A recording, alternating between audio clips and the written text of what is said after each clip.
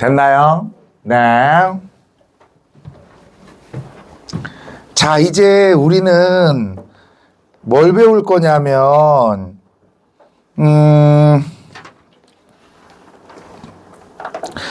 동서양의 행복론에 대해서 배울 거예요. 동서양의 행복론을 배울 건데, 오늘은 행복론 중에 서양부터 배울 거예요. 제가 서양을 좋아해서 그런 게 아니라요. 아까 우리 정리 한번 했었잖아요. 서양에 대해서 정리를 했기 때문에 그런 내용들을 살펴볼 거고요. 여러분들 만약에 학교 선생님이 윤리 선생님이 통합사회를 가르친다. 그러면 지읒된 거일 수도 있어요. 왜냐하면 윤리가 깊이 들어가면 너무 어렵거든요. 그래서 여러분들이 혹시나 나를 만나러 또 안 올까 봐 이 책만 가지고 공부해야 되잖아. 넣어놨어요. 니네 윤리 선생님이 어디까지 할지 몰라서 끝까지 넣어놨어요. 저 밑에 내용까지 심화 자료가 여기에서 이만큼이 나와요. 심화 자료 이만큼 넣어놨어요, 내가. 걱정 말고 집에 가서 해요. 나중에 이 심화 자료는 학교에서 이 파트를 깊게 가르친다 싶으면 이걸 보시면 이 얘기가 이 얘기구나 받아들일 수 있을 거예요. 그러니까 그것들 보시면서 했으면 좋겠고요. 다시 돌아와서 몇 쪽으로 갈 거냐면 50쪽 볼 거예요. 50쪽. 서양의 행복론에 대한 얘기들을 좀 해보도록 할게요.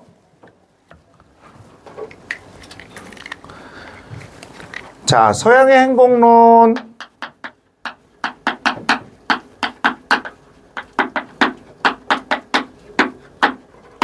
자, 서양의 행복론에서 우리 이 첫 번째는 고대 그리스의 아리스토텔레스에 대한 얘기들을 할 거예요. 고대 그리스에서 가장 유명한 세 명을 얘기해라 라고 얘기하면 여러분들이 아는 소크라테스, 플라톤, 아리스토텔레스예요. 소크라테스가 말한 명언 중에 아는 거 뭐 있지? 너 자신. 그래, 너 자신을 알라. 문답법이 있고 또 하나 있잖아요. 악법도 법이다. 이런 말들 있잖아요. 근데 악법도 법이다라는 말은 소크라테스가 한 말이 아니에요. 소크라테스가 가둬져 있던 벽에 써 있던 글이에요. 근데 박정희 독재 시대 때 악법이 나오게 돼요. 유신헌법이라고. 국회의원의 3분의 1을 대통령이 지명을 해요. 그럼 상권분립이 아니죠. 국민이 뽑는 게 아니야. 그런 것들이 악법이야. 근데 악법이라고 생각해도 지켜야 된다는 것을 강조하기 위해서 우리 도덕교과서에 넣어버린 거야. 그래서 소크라테스가 말한 것처럼 된 거지. 이게 참 교육의 무서움이야.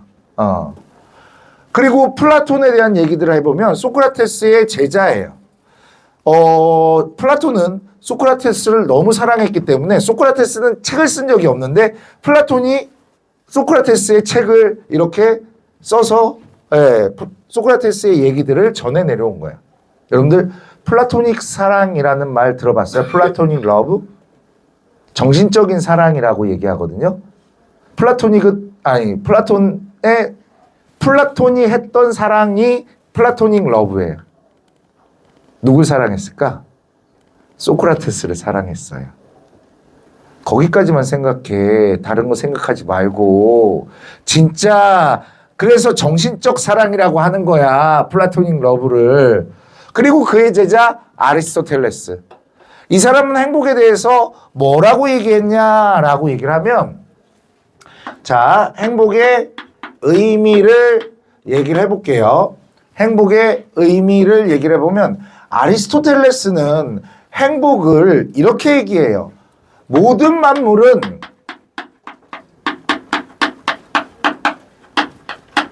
기능을 갖고 있다라고 얘기를 해요. 기능을 가진다라고 얘기를 합니다.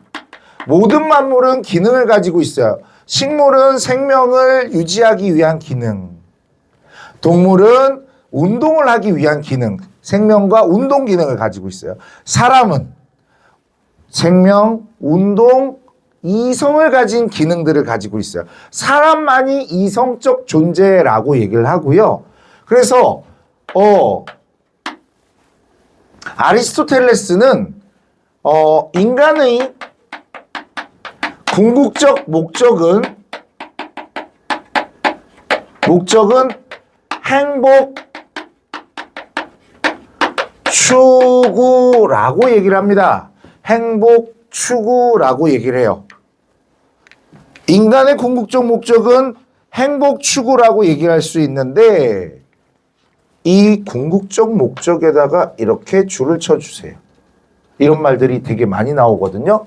궁극적 목적의 행복 추구다. 이거 분필은 무슨 기능을 해요? 칠판에 이런 것들을 쓰는 기능들을 하죠. 그 다음에 젤리는 너희들을 기쁘게 해주는 이런 역할들을 하죠. 사람은 행복을 추구한다. 그런데 이런 것들을 하기 위한 방법들을 보면, 행복을 가질 수 있는 방법을 물어보면 이성적인, 그러니까 인간의 탁월한,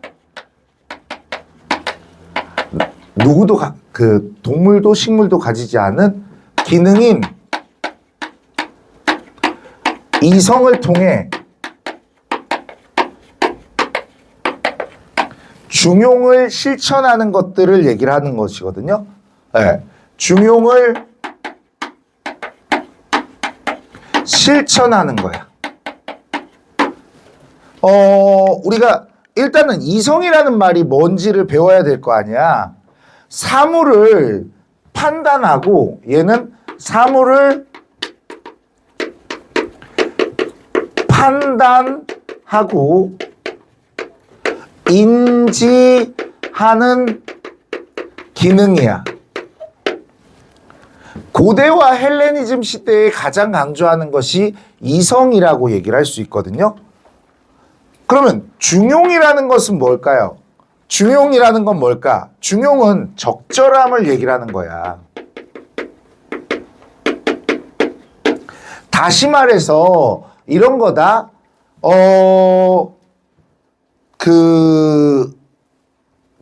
이렇게 행복이라는 것은 덕을 실천하는 거라고 얘기를 하거든. 덕을 실천을 하는 것이 행복이라고 얘기를 하거든. 얘네들이래. 아리스토텔레스는. 그래서 얘를 덕윤리라고 얘기를 해요. 덕윤리라고 얘기를 해. 그 덕은 둘로 나눠질 수 있어. 지성적 덕과 지성적 덕인 지혜, 이성을 가지고 판단하는 지혜가 있고, 이 지혜를 통해서 품성적 덕인 중용을 가지는 것이, 실천하는 것이 행복을 추구하는 방법이라고 얘기하는 게 아리스토텔레스의 이야기예요. 좀 어렵죠. 머리로 생각하고 가슴으로 중용을 실천을 해야 된대요. 이 덕을 가지려면 용기가 필요하다고 얘기를 해요.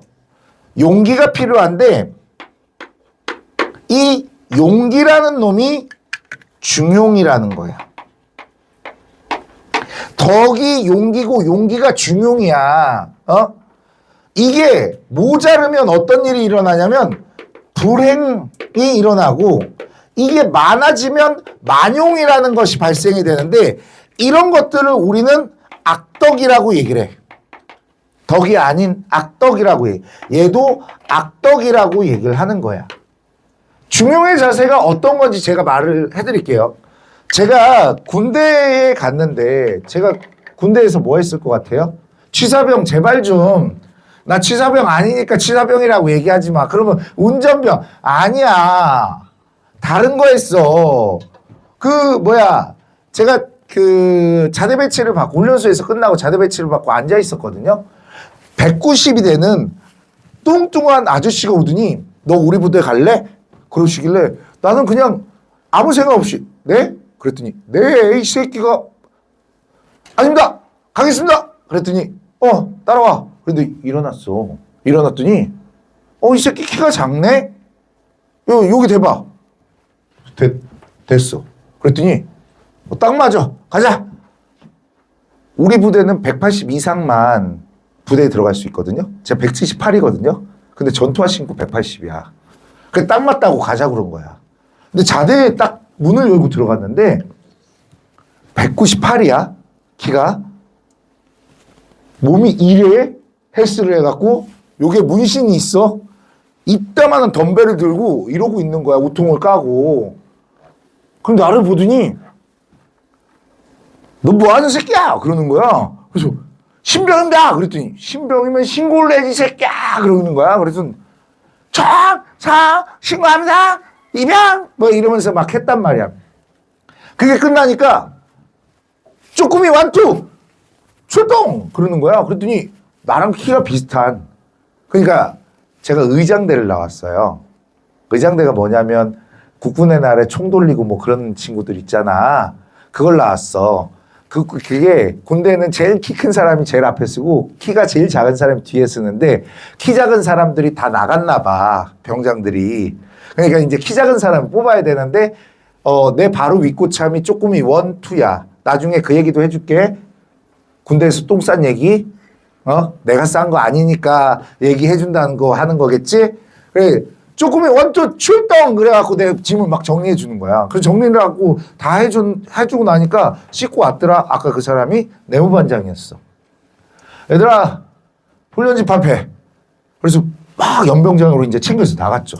나는 아무것도 모르고 그 스탠드에 앉아갖고 이러고 있었어. 그랬더니, 야, 신병도 왔는데 내가 오늘 PX 한번 쏠게.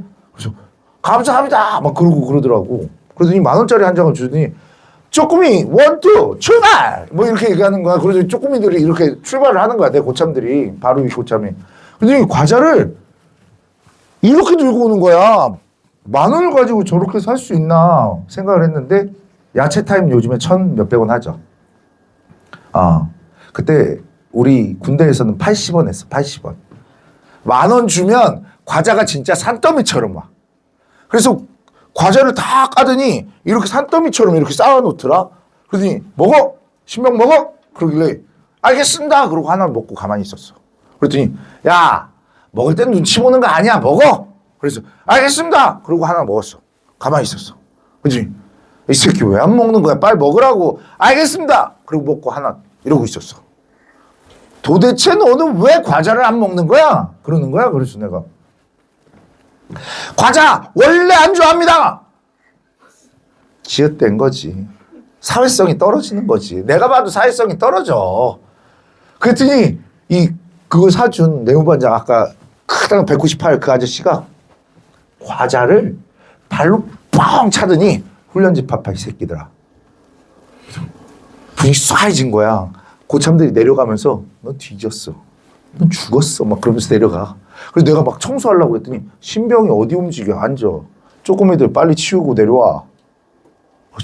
쪼꼬미들이 나한테 치우면서 너희 삐 욕이니까 너희 삐 이따 저녁에 봐. 저녁이 됐는데 보자는 사람이 없어. 그냥 가만히 앉아서 대기만 하고 있는 거야. 그리고 점호가 끝나고 자려고 하는데 누가 여기를 진짜 톡톡 이렇게 톡톡 건드는 거야. 그래서 이병! 그랬더니 머리 쓰고 있던 헬멧으로 머리를 빵 치는 거야. 그리고 진짜 이병! 이거보다 머리를 친 소리가 더 컸어. 그러더니 조용히 안 해? 조용하고 따라와. 예! 알겠습니다. 그랬더니 저쪽에서 크크크크크크 막 웃어. 야, 신병 끌려간다. 신병 끌려간다. 막 고참들이 웃는 거야. 끌려가서 몇 시간 동안 맞았는지 모르겠어. 머리 받고 엄청 맞았거든. 생각이 잘 안 나. 다음 날 우리 내무반장이 야, 신병 교육 됐냐? 그러니 예, 그렇습니다. 뭐 그러더라고. 쪼꾸미들이 때렸으니까. 그러더니 그래, 나 오늘 보겠어. 나 오늘 또 한 번 쏠게. 보겠어. 과자가 또 쌓였어. 그래서 내가 어떻게 했는지 알아? 막 이렇게 먹었어. 먹으래매. 그래서 처맞았으니까 당연히 먹는 걸 확실히 해줘야 되잖아. 막 먹었어. 그랬더니 우리 내부반장이 얼굴이 사색이 되더니 그만 쳐먹어 그러는 거야. 그래서 내가 왜 먹으라고 그랬더니 어쩌고 또 그만 쳐먹으래. 또 쳐맞는 건지. 그랬더니 뭐가 뚝뚝뚝뚝 떨어져 바닥으로. 난 침을 흘리는 줄 알았어 내가. 근데 피가 이렇게 뚝뚝뚝뚝 떨어지는 거야. 그 과자 섬유질 있잖아. 그걸 막 집어넣으니까 이런 데가 막 찢어져갖고 피가 이렇게 떨어지고 있는 거야. 나는 중요의 도를 몰랐던 거야. 우리 그 고참이 뭐라고 그랬냐면 너희 새끼야 중간이 없냐. 이렇게 말씀하셨어. 봐. 적절하지 않고 모자르면 불행한 일을 당했지. 처맞았잖아. 너무 만용을 부리니까 피났잖아. 그럼 어떻게 해야 돼? 적당히 했었어야지. 사람은 동물과 다르게 지혜라는 이성을 가지고 있단 말이야. 지혜라는 이성을 가지고 생각을 해야지. 나는 중용의 도를 지키지 않았기 때문에, 덕을 실천하지 않았기 때문에 처맞고 피도 난 거야. 둘 다 한 거라고. 무슨 얘기인지 아시겠어? 자, 아리스토텔레스 할 때는 중용, 용기, 덕, 중용, 용기, 덕, 중용, 용기, 덕, 중용, 용기, 덕, 중용, 용기, 덕, 중용, 용기, 덕, 중용, 용기, 덕. 아우 배 아파.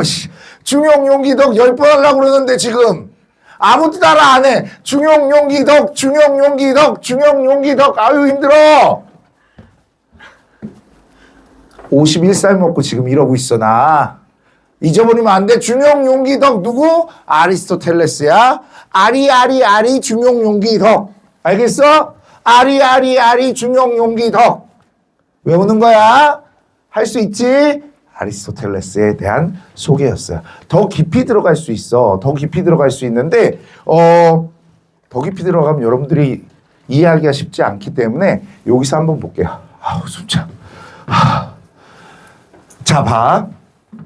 행복을 아리스토텔레스는 궁극의 목적으로 보며 행복 추구를 궁극적 목적으로 보며 행복은 이성의 기능, 인간만이 소유한 이성의 기능을 발휘할 때 달성된대. 모든 만물은 목적을 가지고 있다고 하죠. 그래서 목적론적 자연관이라는 거 뒤에서 배울 거야. 인간과 자연관의 관계에서 또 배울 거야. 식물은 동물을 위해서 존재하고 동물은 인간을 위해서 존재한다라는 것들이 목적론적 자연관이라고 할 수 있어요. 나중에 배울게. 행복은 인간만이 지니는 궁극적 목적이자 최고의 선으로 생명 기능, 감각, 운동 기능, 이성의 기능 중 인간만이 지니는 이성의 기능이 잘 발휘될 때 덕의 실천이 이루어진다.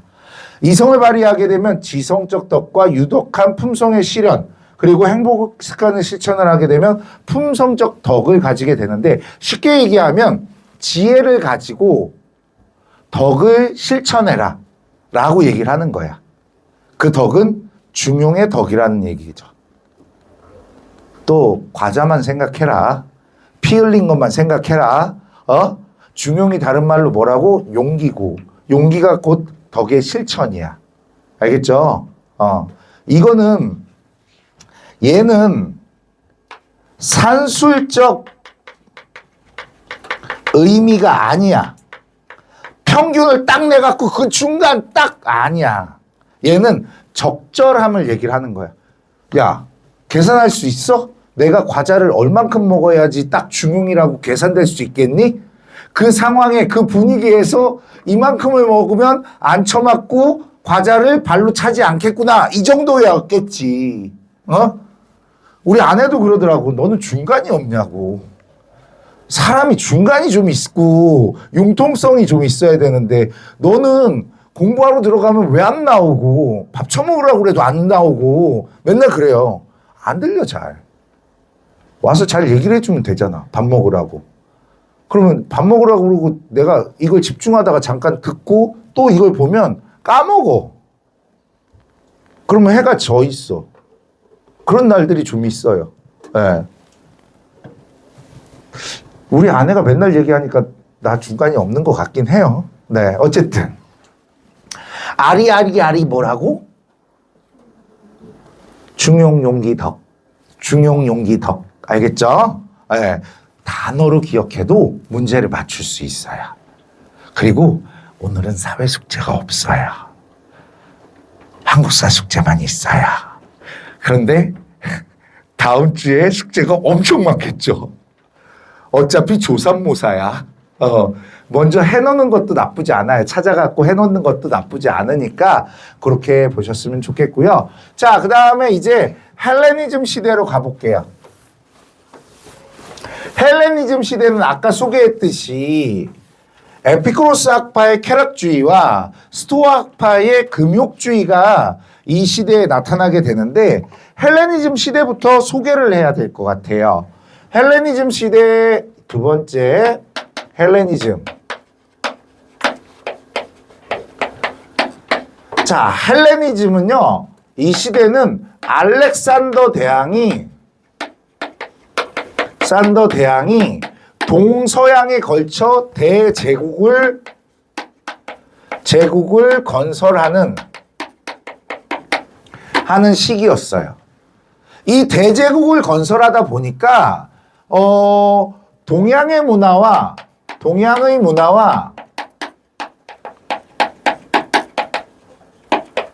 더하기 서양의 문화가 결합되어서 헬레니즘 문화라는 것이 탄생이 되게 되죠. 그런데 대제국을 건설하다 보면 관리가 되지 않는 곳은 혼란을 가져올 거고 또 전쟁이 발생이 될 거야. 전쟁과 혼란의 시기가 우리 헬레니즘 시대라고 할 수 있어요. 이 헬레니즘은요, 뭐를 추구하겠어, 그러니까. 매일매일이 혼란이란 말이야. 중국에서도 철학이라는 것이 발전을 해. 공자. 그래서 유교, 장자, 노자, 도교, 그 다음에 석가모니, 불교. 이것도 다 혼란의 시기를 잠재우기 위한 철학이야. 마찬가지로 여기도 혼란의 시기였기 때문에 이때의 철학은 마음의 평정,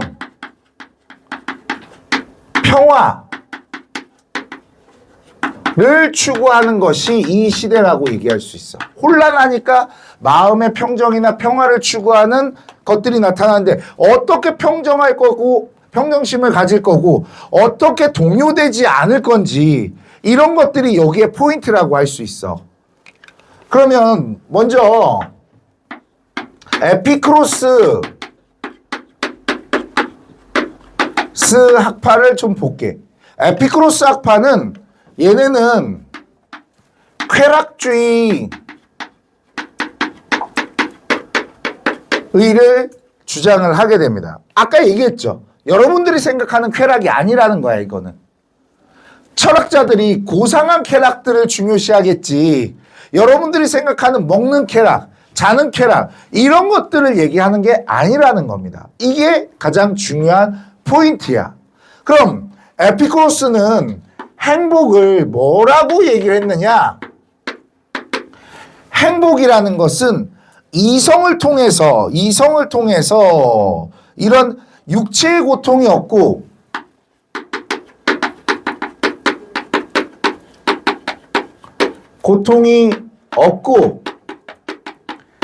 정신적인 만족을 얻을 수 있는, 그러니까 마음에 불안이 없는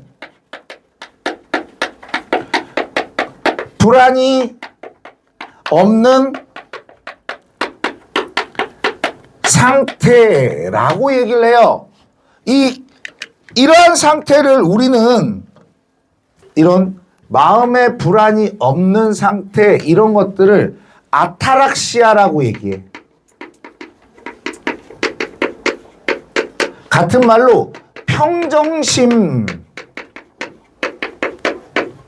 평정심이라고 얘기를 합니다. 자, 전쟁이 났어. 제일 중요한 게 뭐지? 내 가족과 내 생명을 지키는 게 가장 중요하겠지.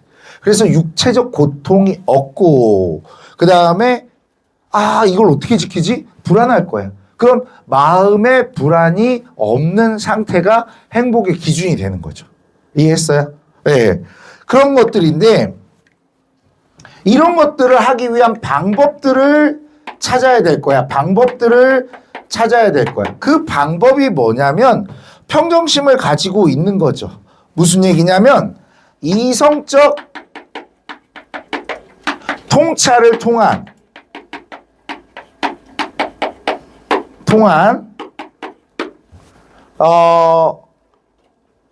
정신적이고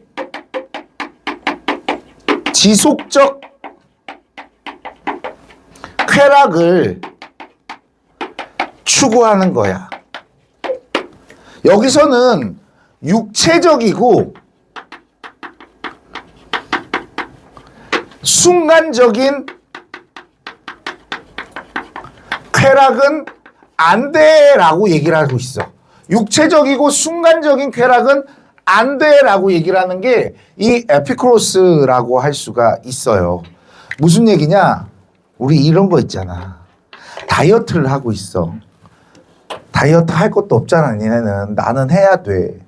다이어트를 하고 있는데 밤만 되면 땡겨. 뭐가 먹고 싶어. 참아야 돼, 참아야 돼, 참아야 돼, 참아야 돼, 참아야 돼, 참아야 돼. 띡. 배달의 민족 주문. 이렇게 됐어. 그러면 치킨이 오겠지. 그 치킨을 못 참고 또 먹어. 먹고 나면 다음날 어때?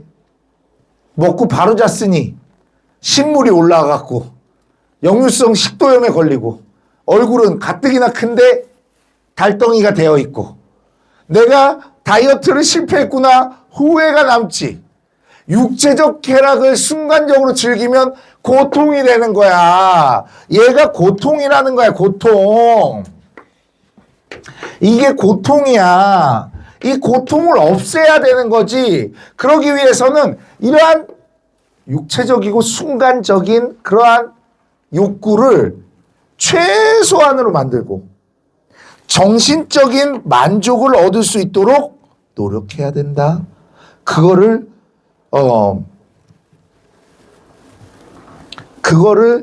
이성적 통찰로서 해 나가야 된다는 거야. 이성이라는 말은 계속해서 서양에서 중요하다고 얘기를 해요. 그러니까 이성을 빼고는 얘기할 수 없으니까 여러분들 살필 수 있었으면 좋겠습니다. 또 지워볼까? 지우고 이제 스토아를 볼게요. 필기하고 있는 거지 지금? 조금 있다가 여기 보면서 얘기를 해볼게요. 또 자,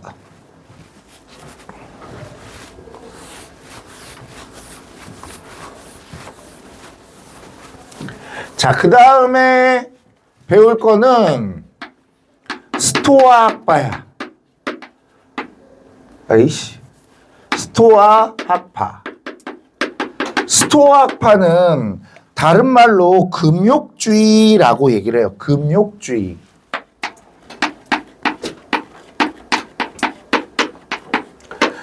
금욕, 욕심을 내지 않는 것들을 금욕이라고 얘기를 하죠.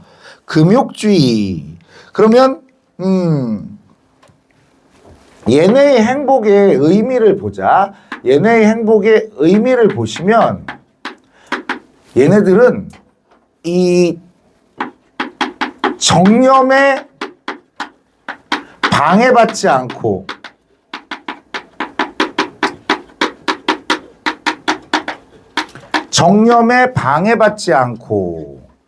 초연한 삶을 사는 것을 우리는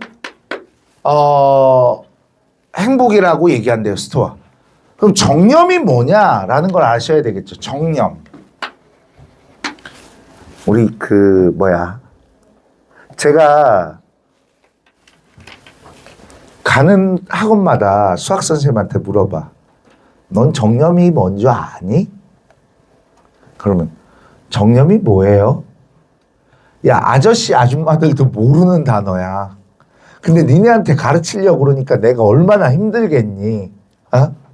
근데 니네들은 똑똑하니까 알아들을 거라고 생각해. 수학 선생한테 아무리 얘기해도 못 알아들어. 수학은 철학에서 오는 건데 불구하고. 자, 초연한 삶을 사는 거. 정념이라는 것은 감정의 치우침이야. 감정에 따라서 행동하는 것들. 그리고 우리 초연하다라고 얘기를 하는 것은, 초연이라는 얘기는 어느 곳에도 얽매이지 않는 이런 뜻을 가지고 있는 게 이 초연이라고 할 수 있어. 이 말이 뭐냐면,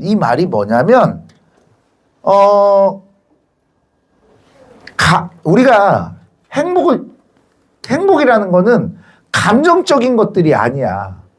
얘네 스토아파는 운명을 믿었어. 너희에게 일어나는 일들은 신이 만든 시나리오라고 얘기를 해.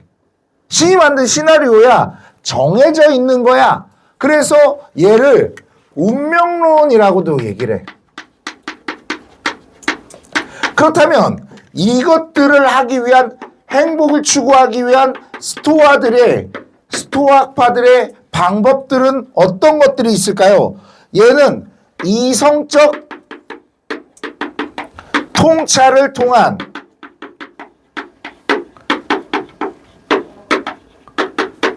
자연적 질서를 따르는 것들을 얘기를 해요. 자연적 질서를 따르는 것들. 그런 것들을 우리 수능이라고 얘기를 하거든.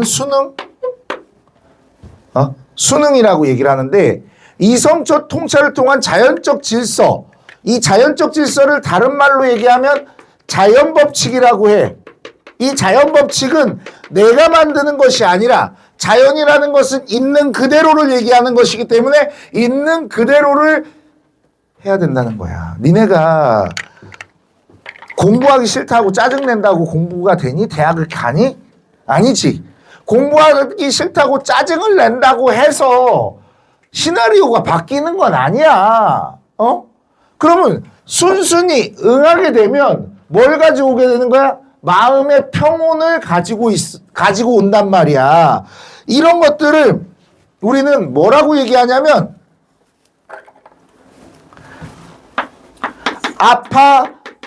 아파테이아라고 얘기를 해.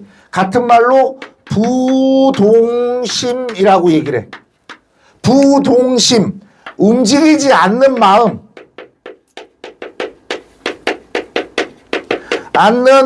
마음이라고 얘기를 합니다.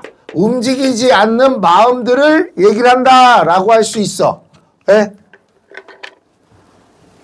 스토아는 그래, 이건 나의 운명이야. 그러니까 나는 이걸 그냥 따라야 돼. 그런 마음이 변하면 안 돼. 그 상태를 아파테이아라고 얘기를 하고, 이렇게 자연적 질서라는 것들을 우리는 로고스라고 얘기하는 거야. 자연 법칙을 로고스라고 얘기하는 거야. 알겠죠? 에? 그런 게 있잖아. 군대 갈 거죠? 가야 되겠죠? 군대에서 제일 힘든 훈련이 뭔 줄 알아요? 혹한기는 재밌어요. 행군이 좀 힘들지, 혹한기 요즘에 텐트가 좋아져서 따뜻하대요. 안에 난로도 놔준대요. 난 뭐야? 이렇게 둘이 텐트에 반반을 들고 가. 무거우니까. 이렇게 딱딱딱딱 하면 요렇게만 되는 텐트가 있어. 바닥은 없어. 바닥에 이제 나뭇잎을 까는 거야. 이게 텐트가 땅에 박지만 이 바닥이 없으면 어때? 이게 들리지? 글로 바람이 들어와. 그래 침낭을 덮고 자긴 하는데 아침에 일어나면 몸이 안 움직여. 굳어갖고.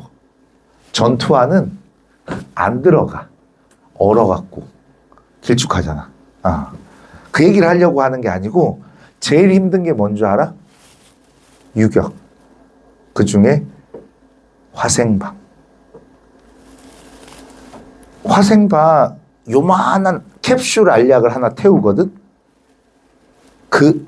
공간이 이만해. 딱 이만한 것 같아.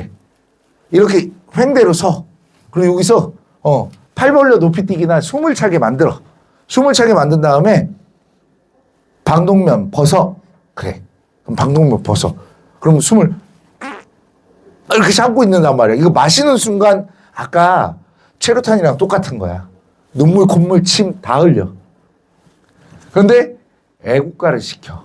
4절까지. 문 앞을 한 명이 지키고 있다? 나 그런 것도 봤어. 이걸 못 버텨갖고 초인적인 힘을 발휘해갖고 문 앞에 있는 친구를 빡 던지더니 조그만 애가 빡 던지고 문 열고 나가버렸어. 그럼 우리가 어떻게 되는 줄 알아? 다시 시작. 거의 다 했는데 다시 돌아가고 다시 했어. 그래갖고 걔 안 죽을 만큼 쳐맞았어. 아 진짜로 너무 힘들어. 고통스러워. 아 니네 어떡하니. 괜찮아. 또 시간은 가. 꼭 한 번은 하고 니네 훈련소에서 한 번 하고 유격 훈련 때 한 번씩 해. 그럼 2번 하겠구나. 난 4번 했는데 훈련소에서 자대에서 3번. 최악이지. 근데 유격 훈련을 제대하기 한 달 전에 갔어.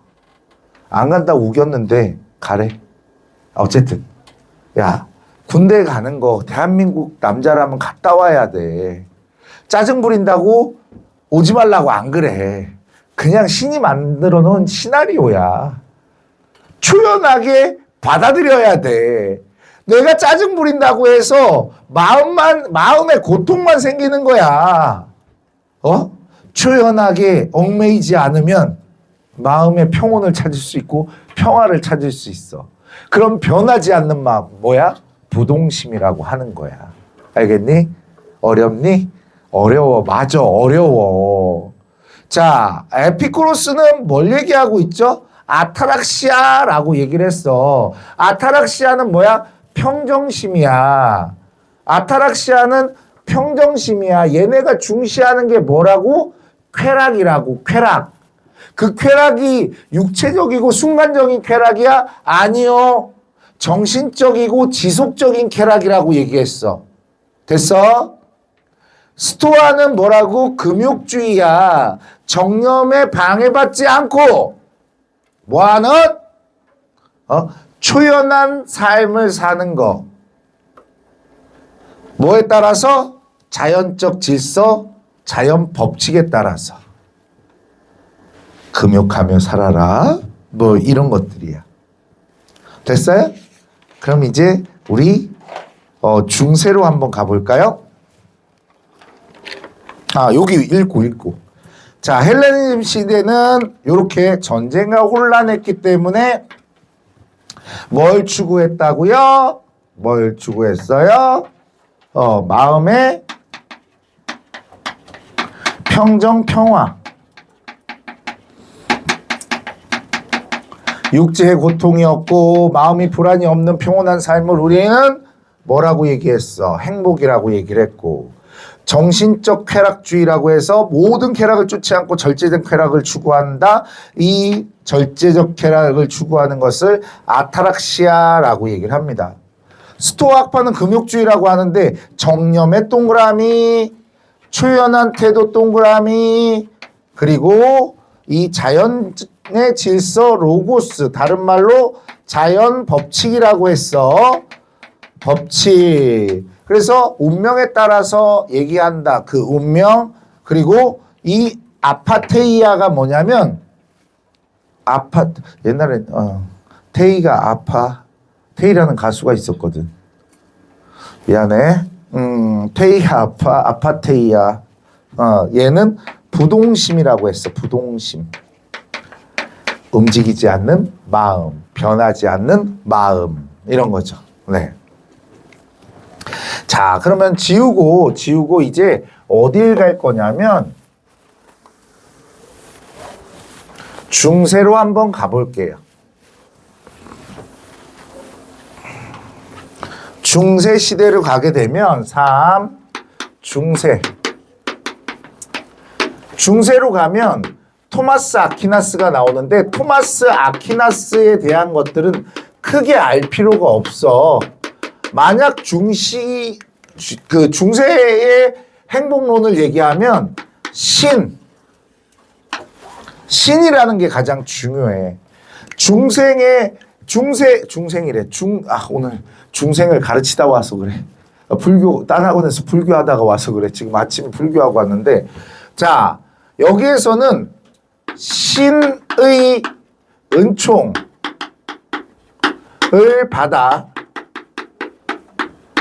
구원을 얻는 삶을 우리는 중세의 행복이라고 얘기를 해. 그냥 기독교에서 하나님께 구원받는다. 요것만 생각하면 돼. 중세 사회는 신을 중시하는 신 중심의 사회이기 때문에 그래. 조금 더 깊이 들어가면 인간은 불완전한 존재이기 때문에 완벽한 신에게 구원을 받음으로써 행복한 삶을 살 수 있다라고 얘기를 합니다. 자, 그러면 우리 칸트 한번 가볼까요?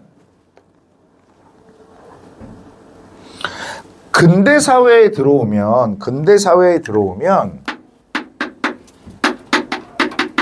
이 사회는 산업화와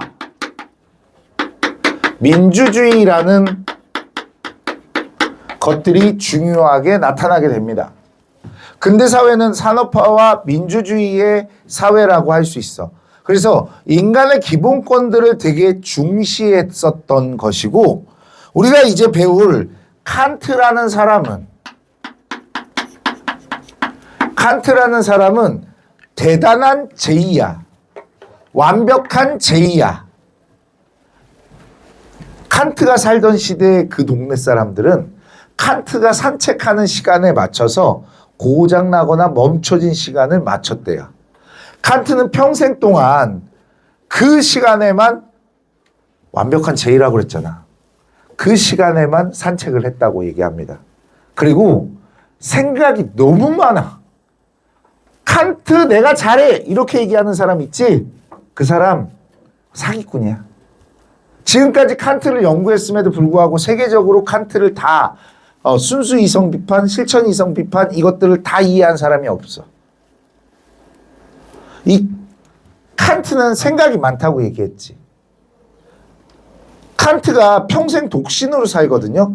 이유가 뭐냐면 결혼하기로 한 여자가 있었어. 그런데 결혼에 대해서 한번 생각해 본다고 조금만 집중하자. 다 끝나가니까. 결혼에 대해서 생각을 해본다고 잠깐만 기다려달라고 했어. 그래서 생각하고 해서 결혼이 나쁜 점에 대해서 300 몇시까지. 결혼이 좋은 점에 대해서 300 몇시까지.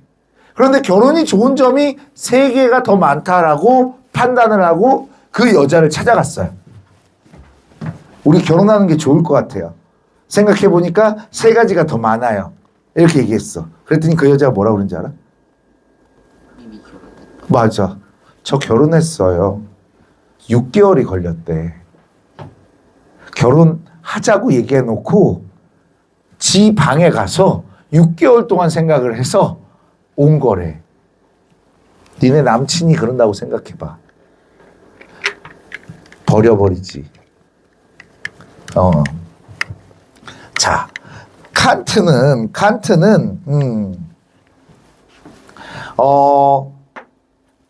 행복의 의미를 이렇게 봤어요. 칸트는 행복의 의미를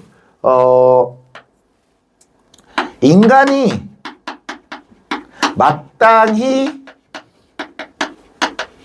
지켜야 할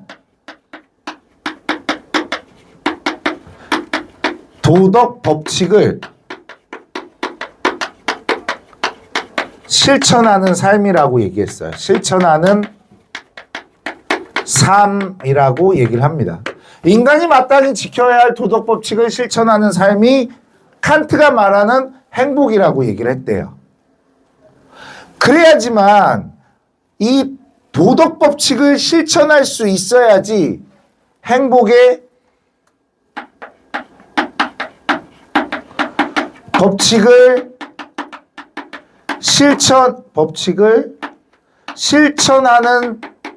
실천을 해야지 그 행복의 자격이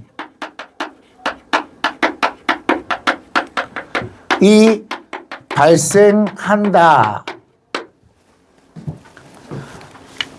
어떤 얘기냐면 인간이 마땅히 지켜야 할 이런 것들을 우리는 의무라고 얘기하잖아. 그래서 칸트를 의무론자라고 얘기를 해. 의무론을 주장을 했다. 그럼 도덕법칙이라는 건 뭐냐면 모든 사람들이 보편적으로 생각하는, 공통적으로 생각하는 어떠한 사회적 룰이 있을 거야. 물건 훔치면 돼? 안 돼. 친구랑 싸우면 돼? 안 돼. 남을 때리면 돼? 안 돼. 모든 사람이 똑같이 생각하는 보편적 사고를 우리는 도덕 법칙이라고 얘기해. 만약에 이런 도덕 법칙을 지키지 않으면 불행해지는 거야. 물건을 훔쳤어. 이 물건을 훔치는 사람도 물건을 훔치는 게 나쁘다고 알고 있겠지. 모든 사람이 도덕 법칙은 알고 있는 거야. 하지만 물건을 훔쳐서 걸렸어, 경찰한테. 그럼 어떻게 돼? 교도소에 가겠지. 그럼 불행해지겠지. 이게 단순히 얘기하면 칸트의 의무론이라고 할 수 있어. 사람들이 꼭 가져야 할, 실천해야 할 도덕 법칙이라는 것이 존재한다. 마땅히 해야 되는 의무가 필요하다. 이렇게 얘기를 하는 거예요. 그러면 이거를 행복을 추구하기 위한 방법은 어떤 게 있을까? 결과적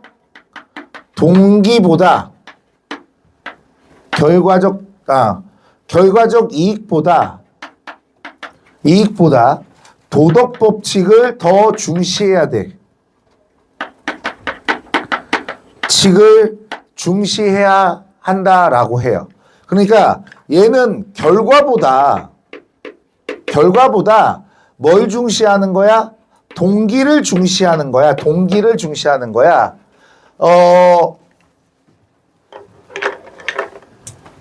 여자친구랑 걷고 있어요. 그런데 저기서 초6이 초4한테 삥을 뜯고 있어요. 어떻게 할 거예요? 그냥 가야죠.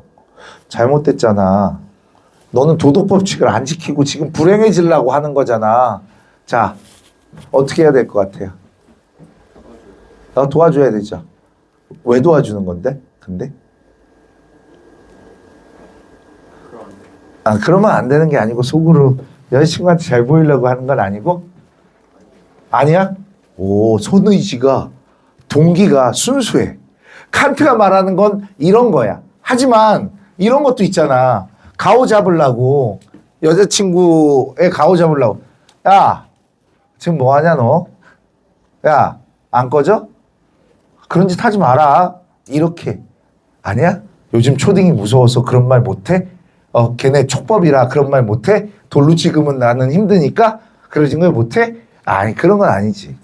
근데 칸트는 이걸 선이라고 하지 않았어. 가오 잡는 거. 아까 얘기한 거. 도와줘야 하니까. 약자를 보호해야 되니까. 이런 공통적인 선의지.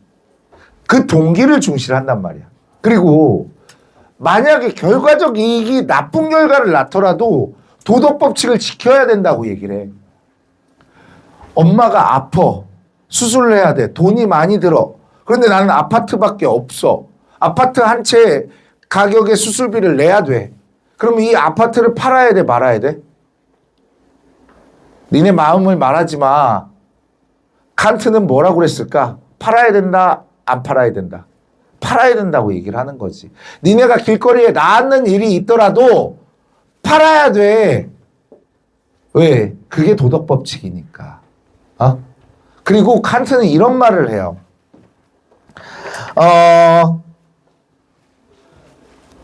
나와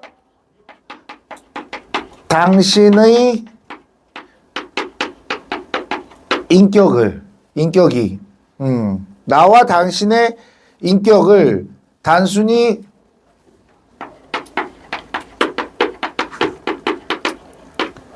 수단으로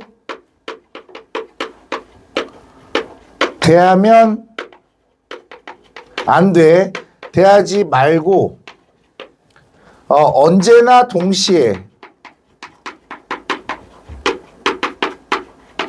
목적으로 생각을 해야 된다는 거예요. 생각을 해야 된다라고 해요.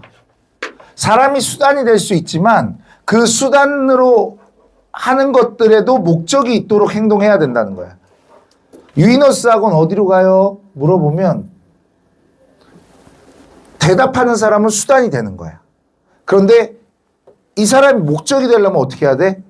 절로 가세요. 저기가 유이너스 학원이에요. 알려주시면 어떻게 해야 돼? 감사합니다. 라고 목적으로 대해야 된다는 거야. 언제나. 그게 칸트라고 할 수 있습니다. 이제 마지막만 보면 돼. 벤담에 대해서 볼 거야. 물론 벤담하고 밀이라는 사람이 나올 거거든. 벤담과 밀은 서로 둘 다 공리주의를 주장한 사람이야. 공리가 뭘까? 공은 모두 또는 사회라는 뜻이야. 리는 이익이라는 뜻이야. 모두의 이익 또는 사회적 이익을 중시하고 결과를 중시하는 것들이 공리주의라고 할 수 있어. 그런데 벤담은 양적 공리주의, 밀은 질적 공리주의라는 걸 얘기하는데 쉽게 얘기하자면 이런 거야. 니네 나 오늘 고기 많이 먹을 거야. 그럼 명륜 진사갈비 가야 되지. 그죠? 근데 나는 오늘 맛있는 걸 먹을 거야. 그럼 명륜 진사갈비 가면 맛없어. 냄새도 나고. 별로야. 우리 아들이 예전에 고기를 너무 많이 먹어서 내가 맛있는 고기 뷔페를 찾아서 갔다. 고기를 맨날 많이 먹고 그랬는데 하루는 내가 그 고기를 먹기 싫더라고. 냄새도 조금 나고 그래서 맛있는 집을 하나 데리고 갔어. 그랬더니 아빠 이제 고기 뷔페는 가지 말아요. 왜? 맛이 없어요. 그러면서 고깃집에서 20만 원씩 나오기 시작하는 거야. 예전에는 양적으로 따졌다면 이제는 질적으로 따지고 계시는 거야. 양적 공리주의, 질적 공리주의. 양적 공리주의는 최대 다수의 최대 행복을 주장을 하는 것처럼 양으로 승부하는 거야. 개인의 이익을 다 합쳐서 크게 만드는 거. 사회적 이익을 크게 만드는 것을 우리는 양적 공리주의라고 얘기를 해. 그런데 그렇게 크게 만드는 것도 중요하지만 개인적 만족감을 높이는 것들, 그런 것들을 질적 공리주의라고 그래. 구분할 필요 없어. 지금은 우리 마지막으로 근대의 벤담을 배워볼 거야. 근대의 벤담을 배워볼 건데 벤담은 얘는 결과주의야. 칸트가 동기를 중시했다면 얘는 결과를 중시하는 거야. 벤담이 말하는 행복의 의미는 이거야. 최대 다수의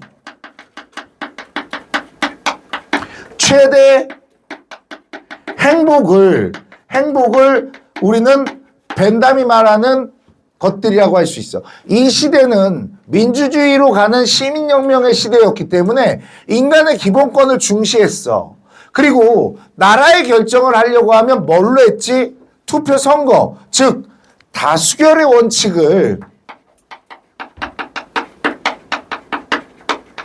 원칙을 통해서 모든 것들을 결정을 했어. 소수의 의견이 무시될 수 있지만 다수의 의견들이 사회적 이익을 극대화시킬 수 있다라고 얘기를 할 수 있어요.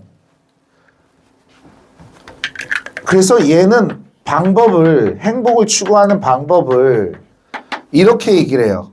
결과가 중요해. 결과적으로 사회적 쾌락, 사회적 이익이야. 사회적 쾌락을 증대시키고 고통을 감소시키는 것이 행복을 추구하는 방법이라고 얘기를 해. 여기서 나오는 사회적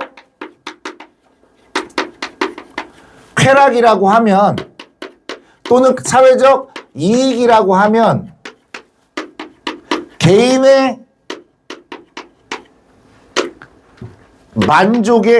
만족도 또는 이익의 합이야. 사회적 이익은 개인적 이익들의 합이라고 얘기해.